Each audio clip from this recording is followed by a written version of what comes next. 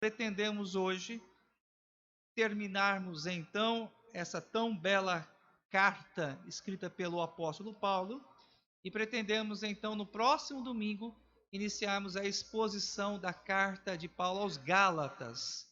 E nós vamos falar principalmente sobre a liberdade cristã, que é um dos principais temas da carta de Paulo aos Gálatas. Mas hoje ainda continuaremos aqui expondo a carta de Paulo aos Colossenses, capítulo 4, do versículo 7 ao versículo de número 9.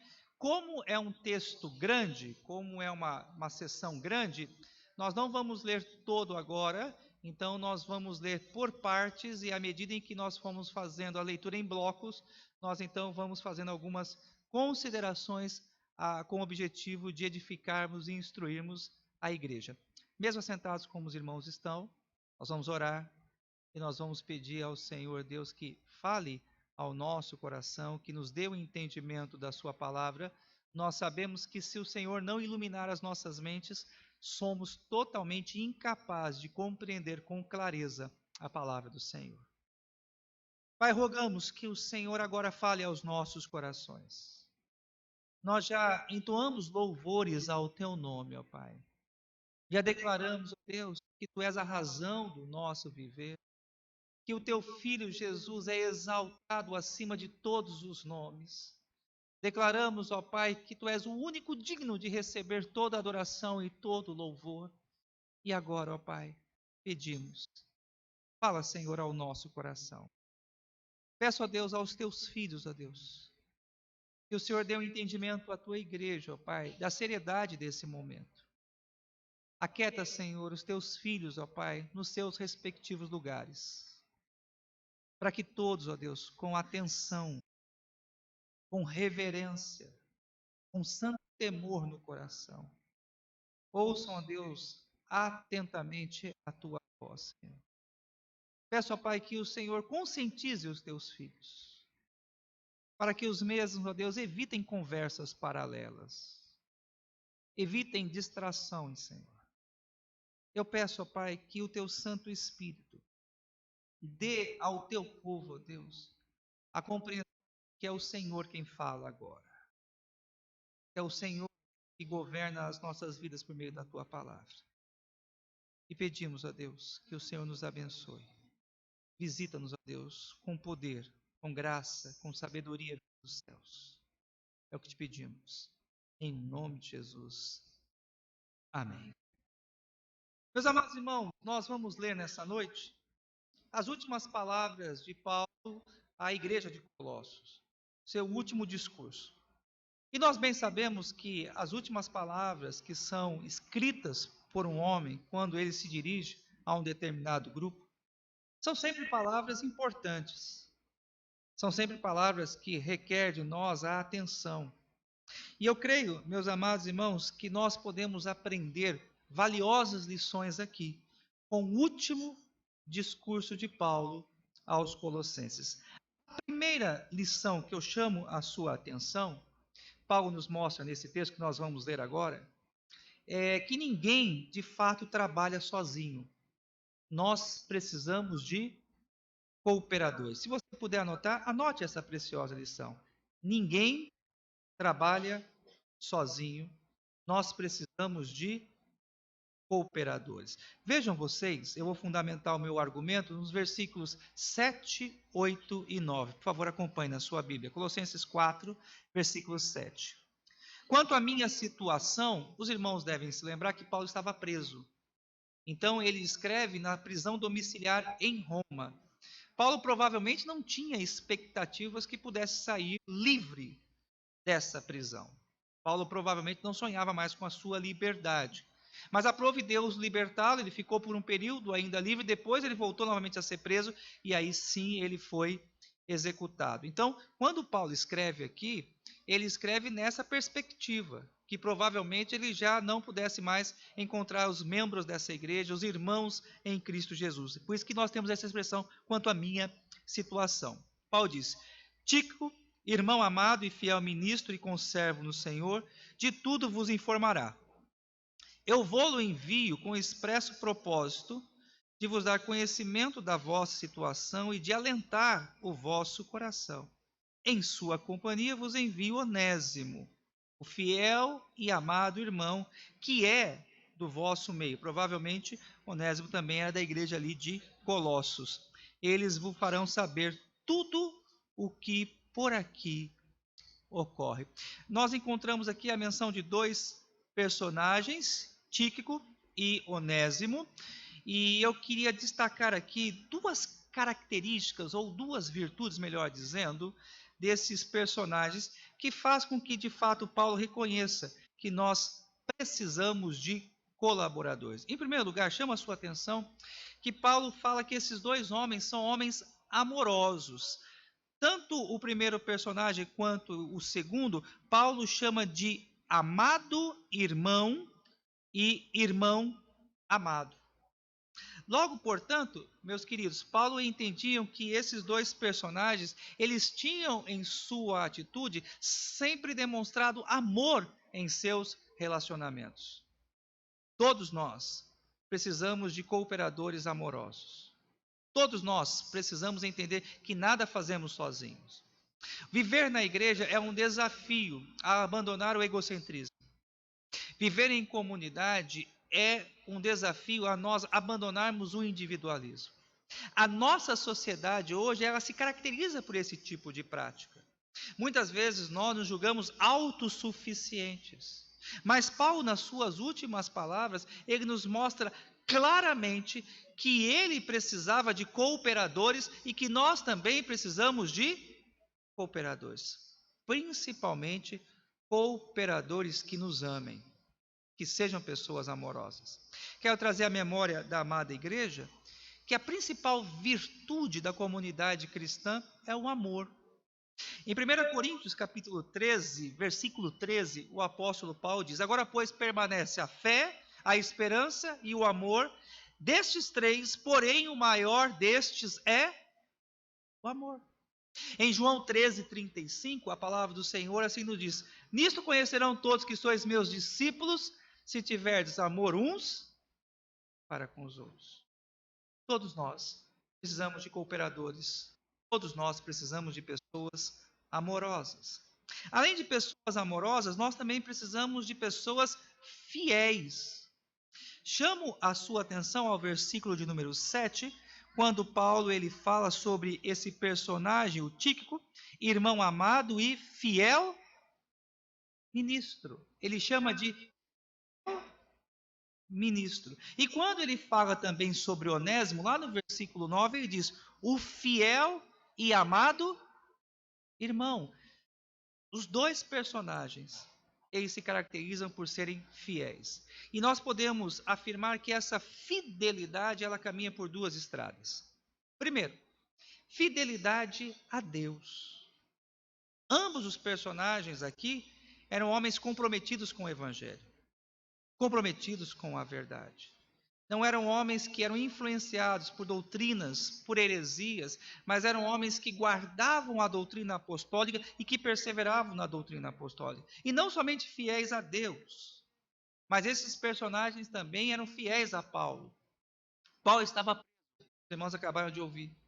Esses dois personagens aqui, eles tinham tudo para abandonar Paulo. Talvez também como Paulo, tanto o Tíquico quanto o Onésimo, provavelmente pensaram: bom, Paulo não vai mais sair da cadeia. Acabou a carreira ministerial de Paulo. Paulo não vai mais ser útil ao reino de Deus. Mas o texto nos mostra que ambos permaneceram ali, juntos com Paulo. Volta à nossa tese principal. Ninguém trabalha sozinho. Ninguém faz nada sozinho. Nenhum pastor conduz uma igreja sozinho. Nós precisamos entender que precisamos de pessoas amorosas e pessoas fiéis a Deus e fiéis também ao próximo. Outro aspecto que me chama a atenção aqui, como virtude desses dois personagens, é que ambos também eram dedicados no serviço. Não eram homens preguiçosos. Ambos tinham uma missão dada pelo apóstolo Paulo. Paulo solicitou que ambos levassem um relatório relatório à igreja de Colossos como ele se encontrava, da sua atual situação. E Paulo sabia que ambos dariam conta do serviço. Paulo entendia bem que eles dariam conta do recado. Nós precisamos, meus amados, também na igreja, de pessoas que sejam comprometidas, de pessoas que estejam desejosas de trabalhar, de se envolver com a igreja, com o reino de Deus, dispondo-se dos seus talentos e serviços. É importante, meus queridos, nós reafirmarmos a nossa ideia de igreja. E essa questão é de suma importância sempre trazermos a memória de todos nós. Hoje nós encontramos uma categoria de crentes que frequentam as igrejas, mas não se envolvem com a igreja. E é importante que eu e você entendamos que não existe genuíno cristianismo sem envolvimento. Cristianismo é trabalho. Cristianismo é comprometimento. Cristianismo é serviço. E é importante também frisar que não dá para nós fazermos uma dicotomia, não dá para nós negociarmos isso. Ou somos cristãos de fato e nos envolvemos e nos servimos ao Senhor, ou não somos. Não existe essa situação mediatória. Precisamos combater esse tipo de pensamento. É comum ouvirmos algumas pessoas que pensam da seguinte forma: olha, eu quero ir à igreja, eu até tenho vontade de fazer parte da igreja, mas eu não quero envolvimento com a igreja. Esse não é um pensamento bíblico. Esse não é um pensamento correto. Cristianismo é renúncia. Cristianismo é trabalho. Cristianismo é serviço. É o negar a si mesmo, é o tomar a cruz e seguir os passos do Mestre Cristo Jesus. Uma quarta e última virtude que eu destaco desses dois personagens aqui, o finalzinho do versículo 9, por favor, acompanhe na sua Bíblia. Paulo ele usa a seguinte expressão: eles vos farão saber tudo o que por aqui ocorre. Paulo tinha plena confiança neles. Além de Paulo destacar o amor, a fidelidade e o serviço, Paulo destaca também a confiabilidade que ele colocava em cima desses dois personagens, Tíquico e Onésimo. Ambos eram homens de confiança. E nós precisamos entender que nada podemos fazer sozinhos. Não podemos trabalhar na igreja sozinhos. Nós precisamos também de pessoas de confiança. É isso que Paulo nos ensina nas suas últimas palavras, que ninguém trabalha sozinho e que nós precisamos de cooperadores. A segunda lição que nós aprendemos com Paulo é que nós precisamos também aprender a valorizar as pessoas que trabalham. Paulo poderia aqui, meus amados irmãos, em suas últimas palavras, falar de si mesmo, fazer um relato de tudo o que ocorreu, falar das suas próprias virtudes, enaltecer o seu ministério. Mas Paulo aproveita essas últimas palavras não para falar de si mesmo, mas para estender uma lista aqui, registrando o nome de pessoas que cooperaram com o seu trabalho. Nós precisamos aprender a reconhecer as pessoas que trabalham, a enaltecer as pessoas que servem, a elogiar as pessoas que prestam serviços para a glória de Deus. Parece que há uma certa cultura que nos proíbe de reconhecer quem trabalha. Parece que há um certo inibimento dentro da igreja de parabenizar aqueles que servem com excelência. Mas isso nós não encontramos na Bíblia. Quando nós olhamos para a figura aqui de Paulo e para os ensinos do apóstolo Paulo, nós aprendemos que nós devemos sim reconhecer aqueles que trabalham, enaltecer aqueles que servem com excelência, parabenizar aqueles que se dispõem a fazer a obra do Senhor. E que tipo de pessoas nós precisamos reconhecer o seu valor? Que tipo de pessoas nós precisamos enaltecer e reconhecer o seu valor na igreja? Primeiro, eu vejo que eu e você precisamos reconhecer e valorizar as pessoas que se fazem presente em nossa vida em momentos difíceis. Vou repetir e guarde bem essa tese. Reconheça e valorize as pessoas que se fazem presente na sua vida em tempos difíceis. Vejam, por gentileza, o versículo 10. Paulo diz: saúda-vos Aristarco, prisioneiro comigo.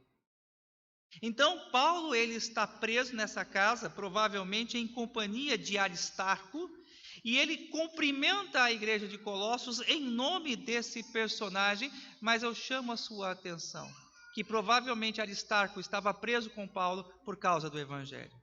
Aristarco provavelmente estava preso com Paulo porque não abandonou o velho apóstolo, mas se fez presente. Paulo fala também de um personagem chamado Demas, que ao contrário de Aristarco, quando as coisas apertaram, quando houve perseguição, o texto lá de 2 Timóteo diz que Demas, tendo amado o presente século, abandonou o apóstolo Paulo. E aqui a gente tem o contraponto. E o contraponto é Aristarco, que se fez presente na vida de Paulo dos difíceis. Olhe para cá, preste atenção. Traga à sua memória irmãos da igreja que se fizeram presente na sua vida em momentos difíceis. Lembra daquele momento de enfermidade? Valorize quem orou por você. Lembra aquele momento de luto? De perda do ente querido? Valorize quem esteve ao seu lado. Sabe aquele momento de desemprego? Que lhe faltava recurso? Que você pela manhã acordou, não sabia nem o que iria tomar no café pela manhã? Seja grato a Deus e diga a essa pessoa: muito obrigado por você ter cuidado de mim. Valorize as pessoas que se fizeram presente em sua vida em momentos difíceis. Mas não somente essas pessoas, mas reconheça e enalteça as pessoas também que tiveram a sua vida e o seu caráter transformados. Eu vou fundamentar o meu argumento ainda no versículo 10, mas na segunda parte do texto eu vou chamar a sua atenção. Diz o seguinte: e Marcos, primo de Barnabé, sobre quem recebestes instruções, se ele for ter convosco, acolhei-o. E aqui a gente precisa conhecer um pouco a história. João Marcos, primo de Barnabé, ele foi convidado por Paulo para uma viagem missionária. Só que no meio do caminho, diante das intempéries dessa viagem, João Marcos retrocedeu. Ele abandonou a equipe e ele voltou para Jerusalém. Numa segunda expedição missionária, Barnabé quis novamente recrutar João Marcos. Porém, Paulo foi enfático: com João Marcos eu não vou mais. E teve uma briga muito feia entre Paulo e Barnabé, uma discussão acirrada sobre o assunto. Barnabé e João Marcos foram para o outro lado e Paulo seguiu outro caminho. Mas sabe o que me chama a atenção aqui? Que provavelmente João Marcos mudou de atitude. Provavelmente aquele jovem, outrora covarde, tornou-se agora um homem valente e corajoso, digno de receber o reconhecimento do apóstolo Paulo. E tanto que é essa questão importante, que na segunda carta de Paulo a Timóteo, provavelmente o seu escrito mais recente, as últimas palavras da segunda carta de Paulo a Timóteo, no capítulo 4, Paulo chama João Marcos para ter com ele. E Paulo diz em 2 Timóteo capítulo 4, me traga João Marcos porque ele me é útil. Eu e você precisamos aprender a reconhecer pessoas que tiveram a sua vida transformada, o seu caráter modificado. Sabe, meus amados irmãos, um desafio aqui é nós acreditarmos no poder do Espírito Santo, em saber que o Espírito Santo de Deus transforma a vida das pessoas. Provavelmente você já ouviu uma declaração como essa: olha, fulano de tal, aquele homem ou aquela mulher são casos perdidos. A gente tem que perder a esperança porque aquelas pessoas jamais serão transformadas. Mas não é isso que a palavra de Deus nos ensina. A palavra de Deus nos ensina que o poder do Espírito Santo pode transformar caráter, pode mudar o coração. E eu e você precisamos acreditar e valorizar as pessoas que tiveram a sua vida transformada e confiar nessas pessoas também. Uma outra lição que nós aprendemos aqui, meus amados, com o apóstolo Paulo, que eu e você precisamos valorizar as pessoas que se tornam fonte de consolo em nossa vida em momentos difíceis. Vejam vocês o versículo de número 11, quando Paulo diz o seguinte: E Jesus, conhecido por justo, o nome Jesus entre os judeus era muito comum.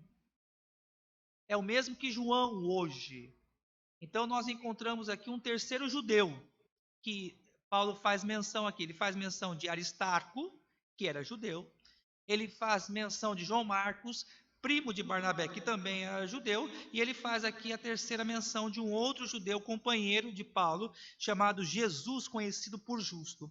E ele diz: os quais são os únicos da circuncisão, e é por isso que eu falo que eles são judeus, por causa dessa expressão, circuncisão, que cooperam pessoalmente comigo pelo reino de Deus. E olha que expressão bonita que Paulo usa aqui: eles têm sido o meu lenitivo.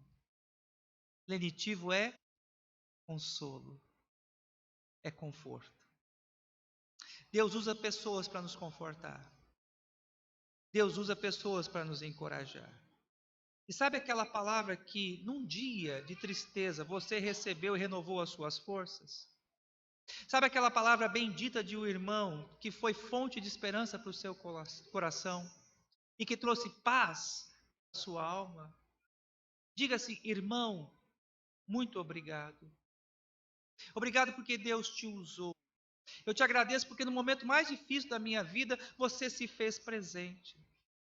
Meus amados irmãos, nós precisamos nos desarmar desse sentimento muitas vezes que envolve o nosso coração, que eu vou denominar de ingratidão.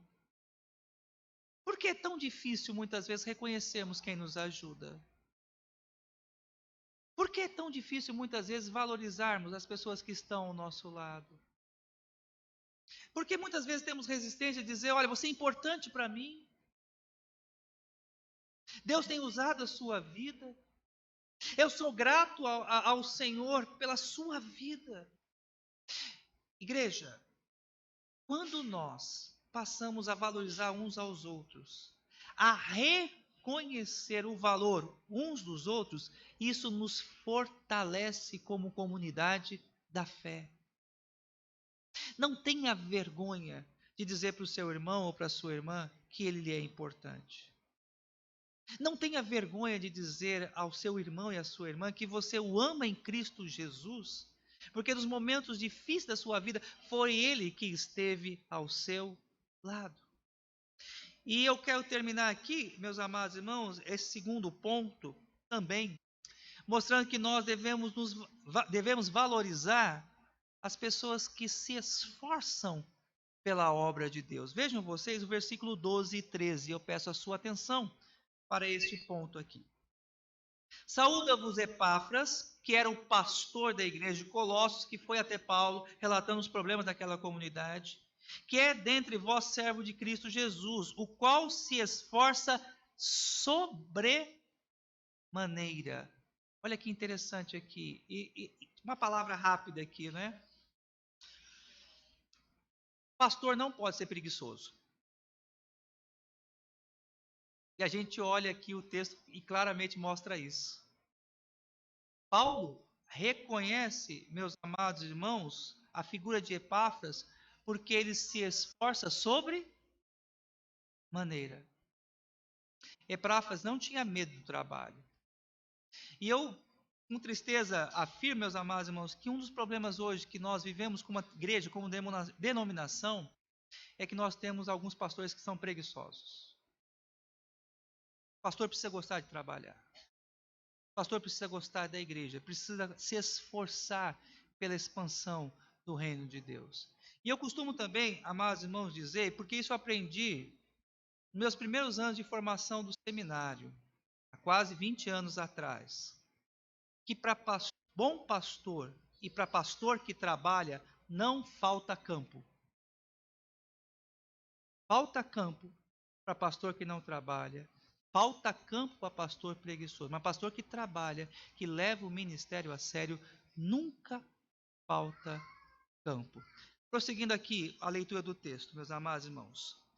O qual se esforça sobremaneira continuamente por vós nas orações, para que vos conserveis perfeitos e plenamente convictos em toda a vontade de Deus. Versículo 13. E dele, de Epáfras, dou testemunho de que muito, vejam, sempre há um superlativo aqui, né? Se esforça sobremaneira, né? E dou testemunho de que muito se preocupa por vós, não só pela igreja de Colossos, da qual ele é de pastor, mas de Laodiceia e de Herápolis, que eram 3 cidades que faziam parte do Vale do Líaco. E Epáfras era pastor de Colossos, mas ele não olhava só para a sua igreja, ele se preocupava também com essas comunidades. Paulo aqui ele rasga elogios para o seu colega de ministério Epáfras. E outra lição que a gente aprende aqui, que pastor não pode ter ciúme um do outro. Paulo aqui não tinha ciúmes de Epáfras. Paulo não entendia que Epáfras era um concorrente. Mas Paulo, ele é sincero na sua observação de ver que de fato Epáfras se esforçava sobremaneira para a obra de Deus. Nós precisamos, meus amados irmãos, aprender a valorizar as pessoas que trabalham, as pessoas que servem ao Senhor com afinco, e sermos gratos a Deus pela disposição destes em trabalhar. Deixa eu até fazer uma rápida observação. Eu gostaria de exortar a igreja a não desencorajar quem trabalha, mas encorajar quem trabalha. Por que eu digo isso? É comum a gente ouvir a seguinte declaração: ah, você trabalha muito para a igreja. Ah, você se esforça demais. Você passa muito tempo na igreja, você se dedica muito ao ministério, você se dedica muito ao trabalho feminino, ao trabalho masculino, aos jovens, à música na igreja. Você está sempre presente no trabalho, você não falta nenhum trabalho. Para! Você trabalha demais. Irmãos, não é isso que a gente vê na Bíblia. Pelo contrário. Ao invés de desencorajar as pessoas que trabalham, as pessoas que se dedicam, qual deve ser a atitude de cada cristão? Encorajar. Parabéns. Que bom que você não falta nenhum trabalho. Que bom que você vem em todo estudo bíblico. Que bom que você é aluno da escola bíblica dominical. Que bom que você é tão empenhado na música. Que bom que você é tão esforçado em ensinar a palavra de Deus. Louvo a Deus. Sou grato a Deus pelo seu empenho e pelo seu serviço. Nós aprendemos aqui, meus amados irmãos, com Paulo, que nós precisamos valorizar as pessoas que servem ao Senhor. Entender em primeiro lugar, como vimos, que nós não fazemos nada sozinhos, que nós precisamos de cooperadores. E em segundo lugar, valorizar as pessoas que estão ao nosso lado e que servem ao Senhor. Terceira lição que nós aprendemos aqui nas últimas lições, nas últimas palavras, melhor dizendo, de Paulo. Ame a igreja e se preocupe com ela. Se você puder anotar, anote isso. Ame a igreja e se preocupe com ela. Vou fundamentar aqui à luz dos versículos 15 a 17, por favor, chama a sua atenção. Saudai os irmãos de Laodiceia e Ninfa e a igreja que ela hospeda em sua casa. E uma vez lida esta epístola perante vós, providenciai porque seja também lida na igreja dos laodicenses. E os de Laodiceia, lede-a igualmente perante vós. Também dizei a Arquipo, atenta para o ministério que recebeste no Senhor para o cumprires. Meus amados irmãos, como eu disse anteriormente, Paulo estava preso. E agora eu gostaria que você tivesse um pouco de empatia com Paulo e tentar se colocar no lugar dele agora. Se você estivesse preso, sem nenhuma expectativa, provavelmente, de sair da cadeia, talvez vislumbrando já o corredor da morte, quais seriam os seus últimos desejos? Qual seria a sua preocupação? Antes de vir para cá, eu fiz esse exercício. Provavelmente pensando que talvez não pudesse mais ver os meus irmãos, tivesse contato com a família, que eu não saísse mais daquela cadeia e que provavelmente estivesse condenado à morte, eu acho que ia pedir um prato de lasanha. Ia ter uma última refeição. Provavelmente eu escreveria para alguém, por favor, mande-me aqui na cadeia, já que eu não vou sair, uma última refeição. Um prato de lasanha. Traga os meus filhos, para que eu possa me despedir deles. Traga os meus entes queridos, para que eu possa vê-los. Traz-me algo que me seja agradável. Uma coberta para o frio, um travesseiro. Traga algo que possa me oferecer conforto nesses últimos dias, nessas últimas horas. Talvez você pudesse pensar e nessa hora pensássemos em nós, em nosso conforto. Provavelmente sabendo que a morte já se aproximasse, nosso pedido seria em torno de algo que de fato certo conforto e alívio para os nossos últimos momentos. Mas sabe o que me chama? Que já nos últimos trechos dessa carta, Paulo ele pensa na igreja. Paulo ele pensa em Ninfa, no versículo 15, e elogia essa mulher, porque essa mulher abriu a porta da sua casa para receber a igreja. Ele detalhadamente fala como deveria ser lida essa carta. Ele diz, olha, primeiro a carta deve ser lida na igreja de Colossos. Depois de ser lida na igreja de Colossos, ela deve ser lida na casa de Ninfa, para os irmãos de Laodiceia. Depois ela deve ir até Hierápolis. Todo mundo deve ler essa carta. Ele passa aqui um receituário de como deveria ser apresentada essa carta.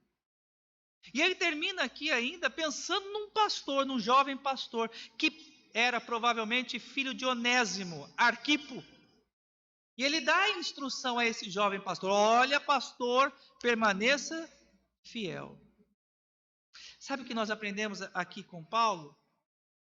Que eu e você devemos amar a igreja, amar a obra do Senhor.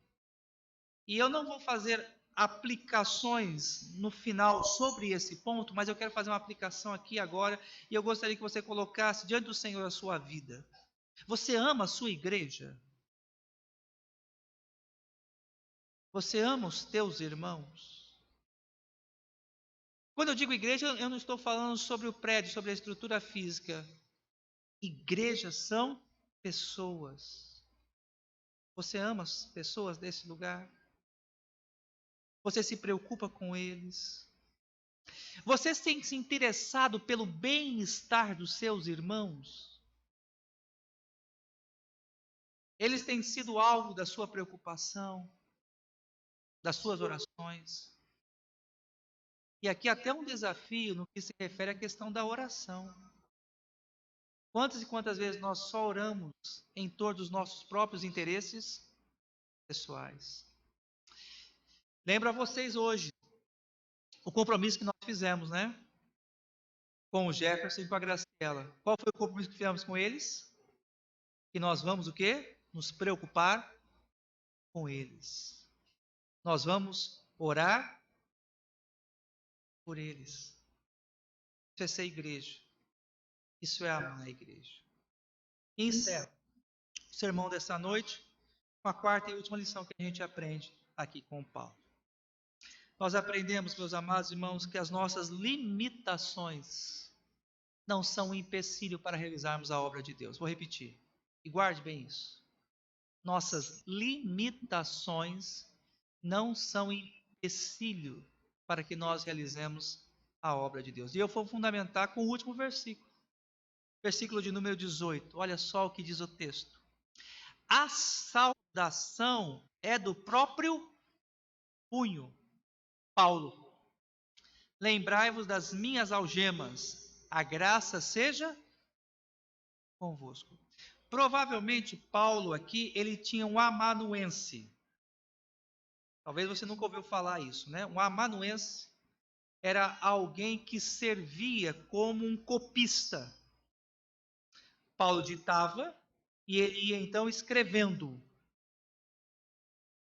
Paulo, nessa carta aos Colossenses, ele apenas assina o final da carta.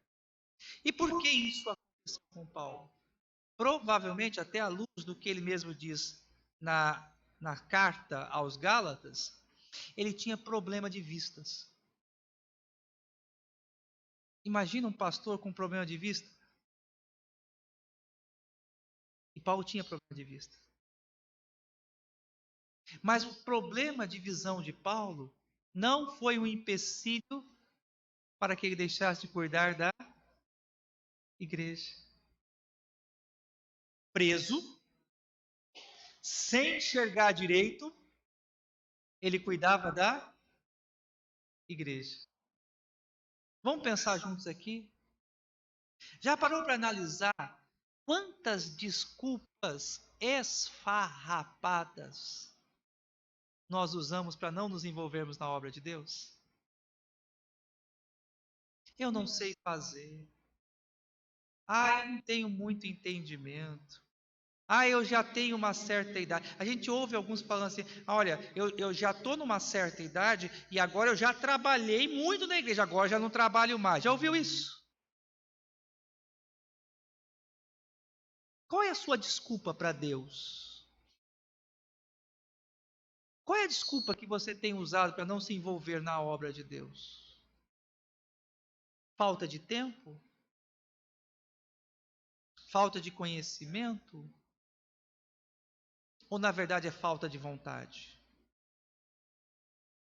Paulo nos ensina aqui, meus amados irmãos, em último lugar, que as nossas limitações, quer físicas, geográficas, ele estava preso, não são empecilhos para que nós deixemos de fazer a obra de Deus. Termino recapitulando aqui algumas verdades que vimos nessa noite.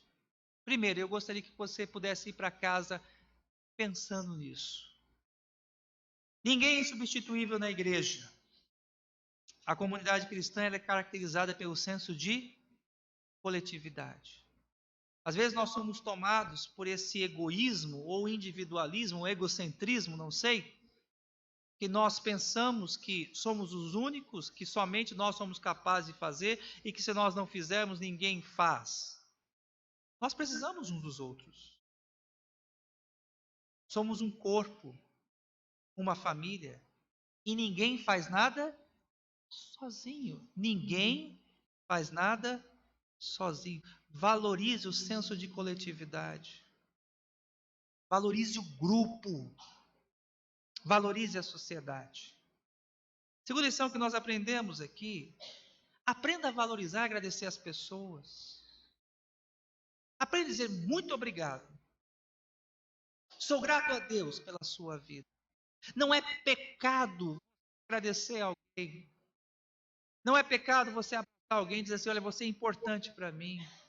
Como você foi usado por Deus no momento difícil da minha vida. Aprenda a valorizar as pessoas. Isso fortalece a igreja. Isso nos une ainda mais. Terceiro, chega de desculpas. Pare de apresentar desculpas. As suas desculpas esfarrapadas não colam. Paulo estava preso e não podia enxergar direito. E nem por isso deixou de ser uma ferramenta tão rica e preciosa para a obra de Deus. Cristianismo é serviço. Cristianismo é comprometimento. Que Deus os abençoe e que Deus nos fortaleça como igreja em nome de Jesus. Amém, queridos? Baixe sua cabeça, feche seus olhos.